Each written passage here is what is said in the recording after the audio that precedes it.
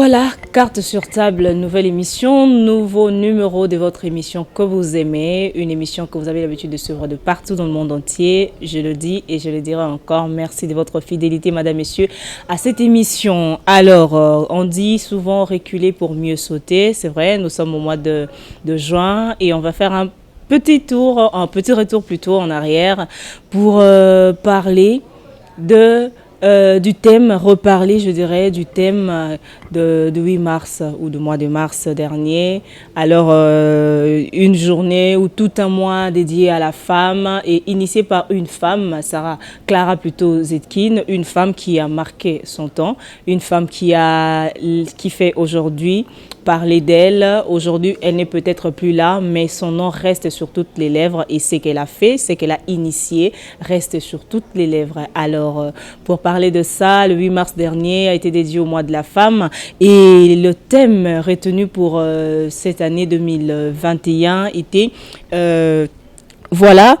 femme consciente pour un leadership féminin égalitaire en vue d'un développement durable. Alors, aujourd'hui, je suis sur ce plateau de cartes sur table avec une femme qui a eu conscience de ce qu'elle est, de ce qu'elle a, et elle veut aussi marquer de son temps, elle veut aussi marquer son époque, elle veut influencer aussi dans son domaine plutôt et à sa façon. Alors, pour ne pas s'éterniser sur ce que je suis en train de dire, je vous présente Madame Christelle Mona Kabouya, initiatrice, fondatrice de la structure femme porteuse de vie. Voilà, porteuse de vie. Maman Christelle, bonjour et bienvenue à vous dans cette émission. Bonjour maman Myriam, je suis encore très ravie d'être sur le plateau Carte sur table encore une fois. Ok, c'est vraiment un plaisir ici, c'est votre maison. C'est votre maison. Comme je le dis souvent, Carte sur table, c'est une émission des grands. Carte sur table parle de vous. Carte sur table parle de ce que vous êtes, de ce que vous faites. Carte sur table met en exergue votre talent, votre don, votre connaissance, ce que vous êtes, ce que vous faites, ce que vous savez faire. Alors, je le dis toujours, c'est une émission des grands. Et donc, Moutinho sur les Garana Plateau, il y a Carte sur table là, ou à Talarabalobi. Votre émission présentée par Yemei Wali Biamo Simukonzi Myriam. Bon, les abons, ouais. Comment vous avez. Donc, voilà. Maman Christelle, dites-nous un peu, parce que vous parlez de. Vous êtes initiatrice d'une structure qui est en train de se faire aussi parler d'elle. Voilà, qui est en train de faire aussi des échos. Petit à petit, se trouve une place ici à Kinshasa et dans les jours à venir, pourquoi pas sur toute l'étendue de la République démocratique du Congo et pourquoi pas dans le monde entier. Voilà. Alors, maman Christelle, pensez-vous que la femme a son rôle à jouer dans un pays pour un développement durable d'un pays? Je dirais en une phrase que oui, la femme a un rôle à jouer de la même manière qu'un homme a un rôle à jouer. La femme également a un rôle à jouer. Donc en une phrase, je peux le dire ainsi. S'il faudrait aller un peu plus en détail, aujourd'hui, nous assistons à un monde où sans la femme, le pays ne peut pas avancer. Le pays serait en déséquilibre. Et voilà pourquoi même dernièrement, il n'y a pas longtemps, la semaine passée, le président de la République, qui est maintenant le président de l'Union africaine, a eu à organiser avec ses collaborateurs, présidents, il a eu à organiser une conférence par rapport à l'égalité de sexe dans la société. Et je pense que c'est pour simplement dire que sans la femme dans la société, ce serait un déséquilibre. Voilà. Ok, sans la femme, il y a un déséquilibre, voilà, remarquable et considérable dans la société. Alors, pensez-vous à quel niveau la femme actuelle et beaucoup plus la jeune femme, à quel niveau cette femme peut-elle participer ou contribuer même au développement durable d'un pays?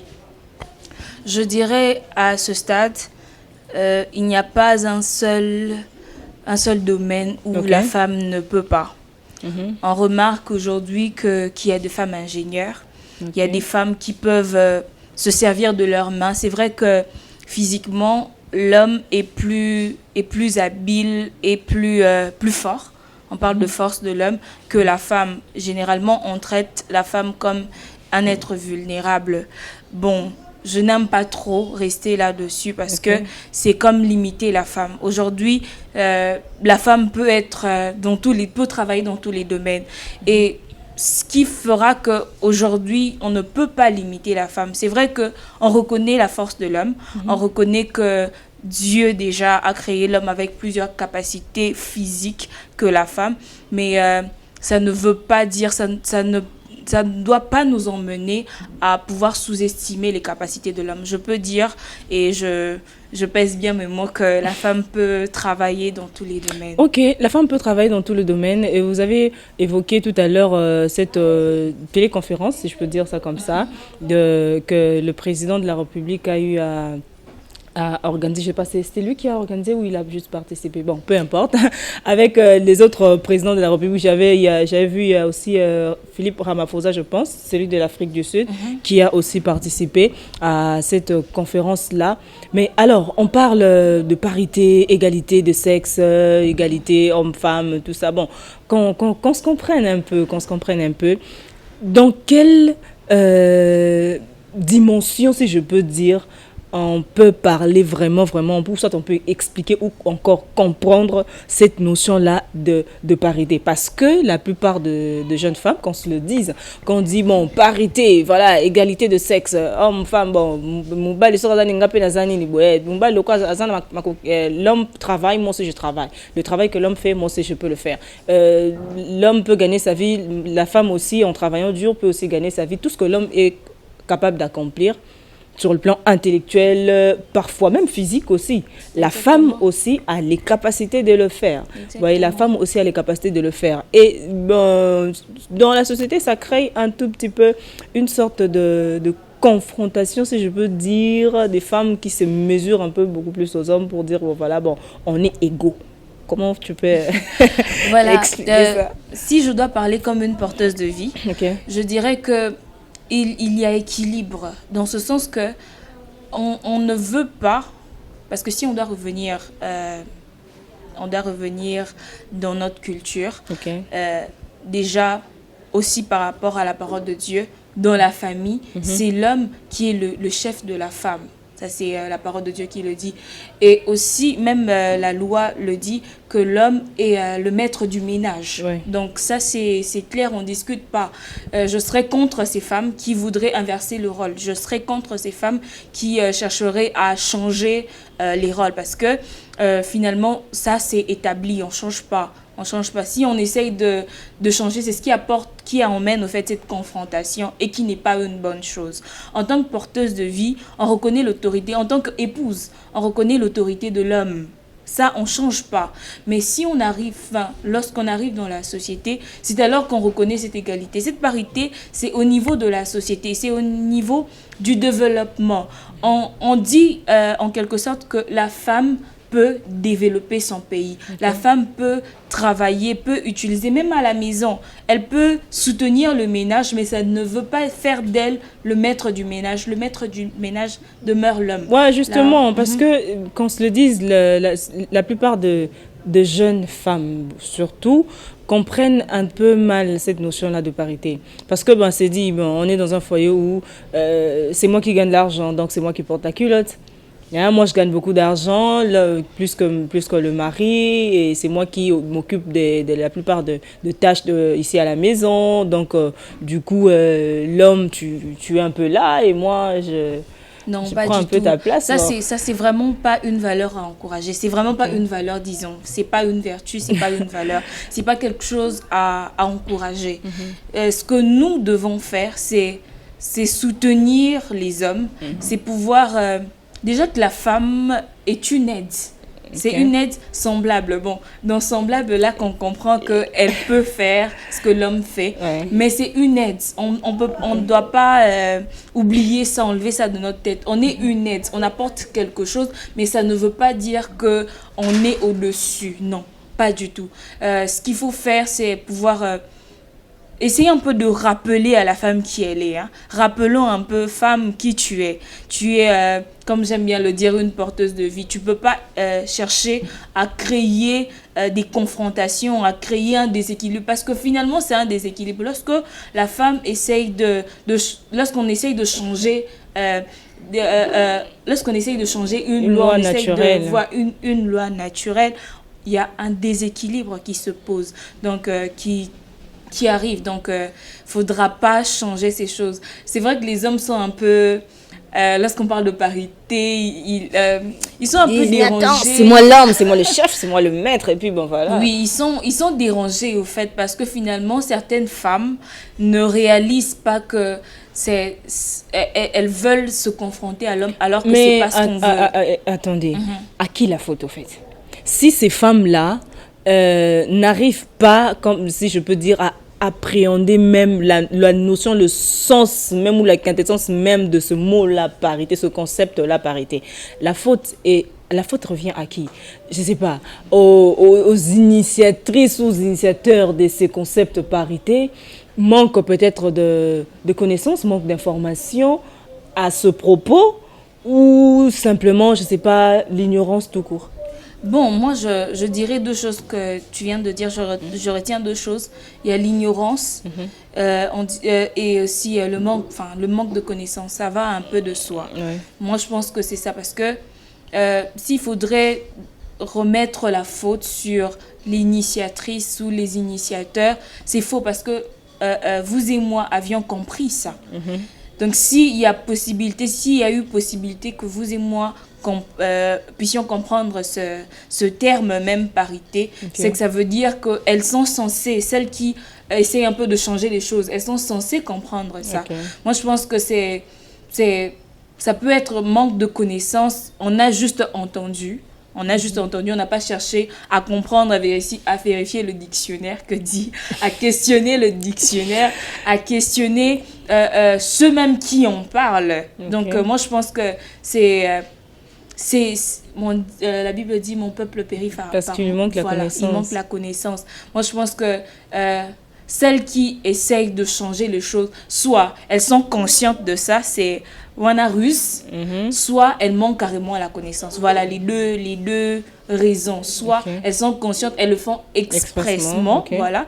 Ou carrément, elles sont carrément totalement ignorantes. Là, c'est notre devoir de pouvoir leur sortir de l'ignorance, mais à la fois, elles aussi, elles doivent essayer de comprendre. Elles doivent faire l'effort, elles doivent faire le pas. Quant à celles qui font expressement, là, vraiment... on va essayer d'une manière ou d'une autre d'arrêter ça. Parce qu'elles se disent, je suis instruite, j'ai étudié, j'ai la connaissance, j'ai les capacités, et du coup, voilà, elle se dit, je peux utiliser ça comme une arme pour me confronter à l'homme. Non, c'est pas ce que nous prêchons ou nous parlons, ou c'est pas ce que nous prônons, voilà. On prend la parité, c'est vrai, mais pas dans le sens de confrontation. Là, c'est passé à côté. Là, c'est pouvoir même... Il y aura un déséquilibre, même au niveau du pays. Lorsque la femme essaie de se confronter à l'homme, il y a un déséquilibre même au niveau du développement. Alors que ce qu'on veut, c'est pouvoir développer notre pays. Mettre ce que nous avons... mettre la main dans la pâte, essayer d'apporter ce que nous avons, ce que nous pouvons, à nos limites, essayer d'apporter quelque chose. Gardons on garde sa bande, quoi. Ouais, genre, à la maison. Gardez bande. Voilà, gardez bande, voilà. Même à la maison, en fait, ces femmes qui nous suivent, qui se retrouvent plus que les hommes dans leur maison, dans le ménage et tout, s'il vous plaît. L'homme reste l'homme. C'est lui qui t'a épousé. Déjà, notre culture, c'est vrai que dans des cultures extérieures, la femme épouse, la famille de la femme épouse l'homme. Mais ce n'est pas notre culture, s'il vous plaît, congolaises et congolais. Africaine, en fait. Africaine, voilà. Ce n'est pas de notre culture. L'homme reste à sa place. C'est pas un seigneur non plus, comme à l'époque de nos aïeuls. C'est pas un seigneur. On a un seul seigneur, c'est Jésus-Christ. Donc c'est pas un seigneur non plus, mais seulement on lui laisse sa place d'homme. Lorsqu'un homme sent qu'il est homme, ça va. C'est ça, Ça et va, puis, tu es à te met à l'aise. Mais l'aise. lorsque il sent que tu commences Son son autorité autorité est menacée, voilà, dérangée. c'est compliqué. Tu crées un déséquilibre dans ta famille et pense aux enfants, s'il te plaît. Voilà. Ok, alors, pour entrer un peu dans la matière, hein, dans notre matière, parce qu'on a parlé de la femme entreprenante, femme d'influence. Et pensez-vous que aujourd'hui, actuellement, la jeune femme, beaucoup plus, parce que nous sommes des jeunes, nos mamans ont vécu, ont fait leur vie, nos mamans peut-être n'ont pas eu assez de chance hein, pour profiter de tout ce dont nous sommes en train de profiter. Elles n'ont peut-être pas eu cette chance-là, entrepreneuriat par-ci, parité par-là, tout ça. Elles n'ont pas vraiment connu ça. Mais nous avons, je peux dire, la grâce, la chance, l'opportunité de découvrir un peu certaines choses tôt. Alors, est-ce qu'on peut dire actuellement que la jeune fille, la jeune femme congolaise est consciente de son apport, du rôle qu'elle a à jouer dans la société pour le développement de la société? On peut dire ça. Bon, moi je pourrais dire que la femme congolaise, parce que tu as précisé, la femme congolaise est consciente à 50%. D'accord, 50 c'est beaucoup. Hein? Voilà, quand même à 50% parce qu'aujourd'hui, avec cette initiative du président de la République que moi j'encourage, la gratuité, les femmes, les filles ont accès à l'éducation en fait, comme les hommes bien sûr ont accès à l'éducation. Autrefois, nos mamans étaient celles qui étaient à la maison, nos grands-mères, elles étaient plus ménagères, au fait, elles étaient des femmes ménagères. Okay. Mais aujourd'hui, on retrouve des jeunes filles scolarisées au même niveau, en fait. Il y a pas décalage, décalage voilà, entre l'instruction de l'homme et de la femme. Déjà, sur ce point, on gagne. Et c'est pourquoi je parle de 50%.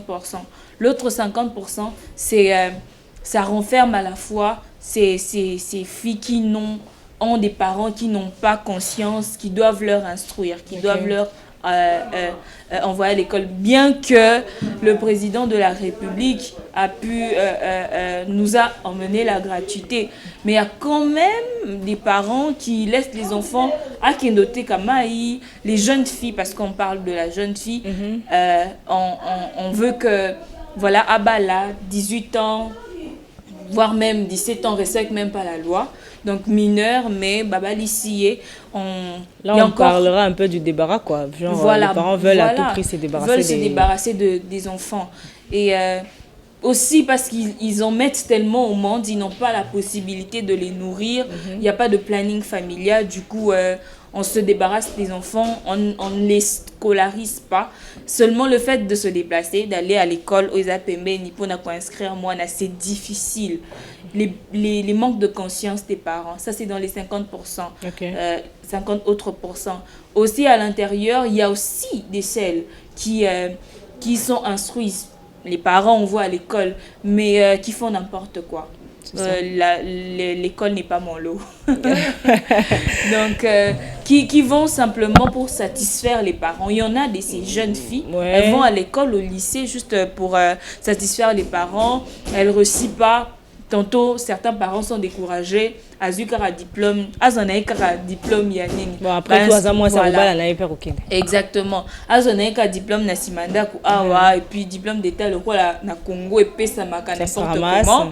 Donc moi mbongo kaka ba sotissé classement, j'en connais plusieurs jeunes filles comme ça. Elle était en 4e primaire, mais après des années elle a eu son diplôme d'état. Tu te demandes comment est-ce qu'elle a fait pour ne pas faire les humanités, pour ne pas faire et pour avoir directement les diplômes d'état. Bon, on se dit le diplôme d'état c'est simplement pour brandir je suis diplômée, ou c'est pour développer le pays. Parce que finalement on s'instruit pour apporter un plus dans le pays, pour pouvoir développer. Utile. Voilà, se rendre utile. Non seulement c'est du gagnant-gagnant. Moi, je gagne parce que le pays me rémunère de ce que j'apporte. Et à la fois, le pays en bénéficie. C'est comme une rente. C'est comme... ça tourne au fait. Voilà. Moi, je viens, j'apporte et le pays me donne parce que ce que j'apporte produit pour le pays et le pays me rémunère. Voilà. Lorsqu'on instruit les enfants, c'est pour que, les jeunes filles surtout, c'est pour qu'elles deviennent quelqu'un et qu'elles fassent développer le pays. Mais malheureusement, même celles qui ont l'occasion, qui ont la grâce de pouvoir être instruites, n'ont pas conscience de ça. Et ça, c'est une situation... Maintenant, qu'est-ce qui est à la base de ce manque plutôt de conscience venant de ces jeunes femmes? Et peut-être elle va à l'école, on se dit, j'étudie. Parce qu'on a étudié, on a fréquenté des gens. Tu te dis, celle-ci, est-ce qu'elle sait ce qu'elle est en train de faire? Elle est consciente au fait de ce qu'elle est en train de faire.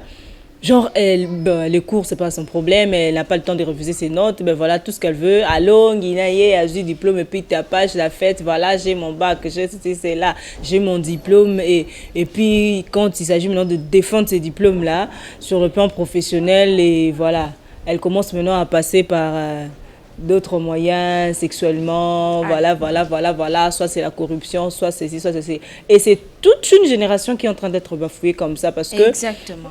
Si on peut quand même se dire l'éducation que nos parents avaient eue, l'instruction que nos parents avaient eue, la conscience que nos parents avaient, hein, et même aussi, je dirais même le système éducatif, parce que ce était totalement différent, Et du coup, les jeunes femmes se disent, j'étudie, et puis je suis une femme, moi, on va m'épouser, il y aura un homme qui va se présenter, l'homme là, il fera tout, et puis voilà, moi, je viendrai gérer ma maison, je serai la patronne, la gérante de la maison, et elle se résume à ça. Ok. Moi, je dirais que lorsqu'on n'a pas de conscience, c'est carrément impossible qu'on ait des ambitions, justement. Qu'on ait des ambitions et peut-être qu'on recherche les modèles. Parce que j'allais dire, peut-être que c'est le manque. On n'a pas de modèle, peut-être en famille. Ça peut être une cause. On n'a pas de modèle autour de nous, des personnes sur qui on peut s'inspirer. Généralement, ce qu'on a autour de nous, ce sont des femmes qui aiment bien s'habiller. Du coup, c'est la mode. Les jeunes filles veulent avoir un petit copain pour pouvoir bien s'habiller. Un téléphone, un smartphone, voilà, au fait, tout autour de nous, surtout à Kinshasa, c'est ça.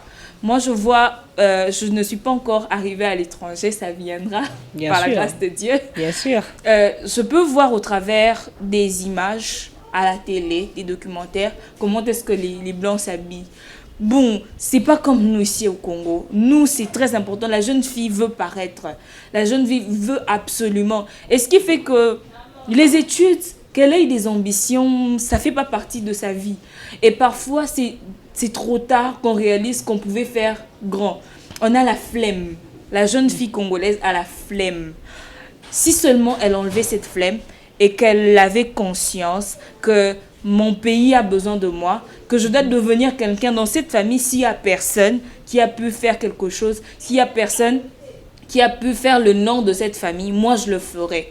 Si seulement, au fait, à nous les femmes conscientes, à pouvoir aider ces femmes à être conscientes, ces jeunes filles, à avoir conscience. Je pense que c'est à nous la tâche, ça revient à nous la tâche de descendre parfois dans des lycées, des écoles, pour pouvoir tenir parfois des conférences. Moi, je pense que c'est une idée que je propose à tout le monde, à toutes ces femmes qui nous suivent. J'imagine que dans Porteuse de vie, c'est un projet. Vous le faites. Oui, c'est un projet. En fait, c'est un projet. Descendre dans des écoles, par exemple, tenir des conférences, pouvoir faire rêver ces jeunes filles, qu'elles ont quelque chose à porter dans le pays. Je pense que c'est ce qui nous manque. Parce que généralement, ce sont des personnes extérieures qui nous motivent. Moi, quand je vois une fille de 21 ans déjà casée sur le plan professionnel, moi, je me dis, mais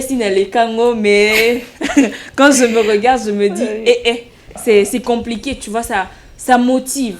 si on avait autour de nous, si on a autour de nous des modèles et qu'on se fait nous-mêmes modèles pour les autres, je pense que ça va aider la jeune fille congolaise à pouvoir apporter quelque chose dans ce pays, à pouvoir ne pas étudier simplement parce que les parents, mais à pouvoir étudier pour pouvoir devenir quelqu'un demain. C'est très important. Ben, pour parler de l'entrepreneuriat beaucoup plus féminin, je dirais, est-ce que la jeune femme actuellement, parce que c'est vrai, beaucoup de femmes, voire même les hommes aussi, se plaignent, bon, la conjoncture, le pays ne facilite pas trop la tâche, voilà, on peut étudier, mais bon, finalement, tu vois, quelqu'un qui étudie déjà, qui va à l'université, ben, il fournit quand même des efforts, mais dans sa tête, il le dit déjà, il conclut déjà que non, voilà, bon, j'étudie seulement, mais Nambogoyo, Moussa les a anangoti. Bon, on ne sait jamais. On ne sait jamais. On ne sait jamais. Et du coup, il y a ces jeunes femmes qui se disent, bon, moi, j'ai pas peut-être eu la chance d'étudier, ou soit j'ai pas eu la chance de finir mes études. Il y a celles qui se disent, bon, ben, moi, je suis orpheline, j'ai pas de parents, donc je pense pas que j'aille vraiment quelque chose à donner dans la société et qu'ils prennent ça un peu pour, bon, peut-être un handicap, parce que je suis orpheline, parce que je n'ai pas de famille, parce que je n'ai pas fini mes études, parce que je n'ai pas fait l'université, parce que je n'ai pas, parce que, et toute une liste là, et elles se disent, ben, pour finir, pour conclure, je ne vaux rien. Attendez, arrêtons d'avoir tout le temps des excuses. Et du coup, elles se disent leur seul et unique espoir, c'est le mariage. Allez, du coup, elles sont là à l'église sur de montagnes, bon, le quoi côté qu'on est simbité, mais bon, na s'investir à la jeune et prière, on s'en sangata mobile. Moi, j'ai la rage. Au fait, ça me met dans un tel état que Dieu seul sait. Au fait, arrêtons un peu avec des excuses comme tu viens de les énumérer. Arrêtons avec ça. Ça ne nous emmènera nulle part. Voilà, ça nous emmène à espérer à quelqu'un d'autre. Ça nous emmène à dépendre de quelqu'un d'autre. Après, finalement, quand tu vas vivre cette vie de dépendance, oh, mimba libandoki, oh, tu commences encore à te plaindre. En fait, ça t'emmène nulle part. Hein? L'attitude d'excuse n'emmène nulle part. Ça emmène au désespoir. Et puis finalement, naerotika batnamokili. C'est ça, et comme une zambe, comme empoisonnement. Oh, c'est là la famille boé. Et commis empoisonnement, et commis parce que l'autre a émergé. J'ai suivi une vidéo, c'est rigolo, mais ça enseigne. On est amis, nous deux, et puis on t'engage à l'ONU. Moi, j'ai rien, j'ai pas de boulot et tout, je t'empoisonne. Simplement parce que, voilà, toi, tu as pu te retrouver dans la vie. Au fait, tellement on perd son temps dans les futilités, on perd son temps dans make-up, apparaître, on perd son temps dans toutes ces choses. Les parents, on émet tellement d'excuses que ça nous emmène nulle part. Ce qu'il faut faire, c'est faire avec ce qu'on a. Simplement, j'ai fait l'université, je n'ai pas fait l'université. Faire avec ce qu'on a. Les excuses, comme je viens de le dire, j'insiste encore, ça ne nous emmène nulle part. Ce qu'il faut faire, c'est chercher à trouver des solutions. Lorsqu'il y a un problème qui se pose, chercher à trouver des solutions. Lorsqu'il y a quelque chose qui t'empêche d'avancer, cherche à aller au-delà de ça. Lorsque tu trouves qu'il y a quelque chose qui t'empêche de devenir ce que tu as toujours rêvé de devenir, avec Dieu, on peut aller plus loin avec Dieu. Moi, je conseille toujours Dieu, en tout cas. Peu importe ce que je peux dire, peu importe dans quel domaine, c'est avec Dieu qu'on fait des exploits. Okay. Donc, essaye de braver, au fait, les obstacles qui se tiennent devant toi, les impossibilités, ou même les femmes qui avec handicap. Ok. On retrouve aujourd'hui des modèles, il y en a plein. Il y a même une femme ministre, celle qui s'occupe de... comment un ministère là qui s'occupe des personnes vulnérables. Moi, elle-même, elle est handicapée. Exactement, ce sont des modèles au fait. Faut pas se dire moi je peux pas. Moi je connais une dame, elle est très courte de taille. C'est pas la taille normale. et elle a une forme assez bizarre. Mais façon, elle est fière d'elle. Et elle coud, au fait, c'est une couturière. Okay. Elle fait des beaux vêtements, ce qui a fait en sorte que elle n'a pas le complexe. Ouais, voilà. Ce qui conduit au complexe, c'est que lorsqu'on on reste sur nos insuffisances, On manque d'estime voilà, de soi. le manque d'estime de soi, c'est lorsqu'on reste au fait dans nos insuffisances. Essayez simplement de surpasser cela, de se dire que j'ai de la valeur. Je sais pas. Bon, je salue les porteuses de vie. Okay. Je vois Rachel, Tansia, je salue toutes les porteuses de vie, une équipe vraiment des grandes dames, des femmes d'influence, des entrepreneurs, je vous salue. Je salue mon coach, mon chief, Kita. Voilà, salut à toi et salutations à mes parents, papa Jean de Dieu et maman Annie et mes amis Neige, Marie, je vous Adora, salue. je te salue. Adora. Voilà, merci beaucoup, merci à vous. En tout cas, émission les deux Kominasuka, pour ça aussi les satés, mais faut aussi les savoir. Pour tout ce qui a bien fait dans mon pour ça, prochainement numéro ya Sika, vous avez sur la soif ya Sika, on fait ça en les années, des câbles. Alors merci beaucoup, merci à vous. En tout cas, j'en suis Baba na merci. Maestro, donc image yo, c'est lui qui est derrière ce grand et beau travail. Merci beaucoup à toi, cher tonton. Merci à Montréal, hein? Montréal, merci à Monsieur Le Palmier, prophète Roger Diwa, merci beaucoup pour tout. Donc, et là on avait commis, merci beaucoup, ça m'a fait vraiment plaisir, ça m'a fait grand plaisir. Alors, je peux quand même pas clore cette émission et les lots sans pour autant faire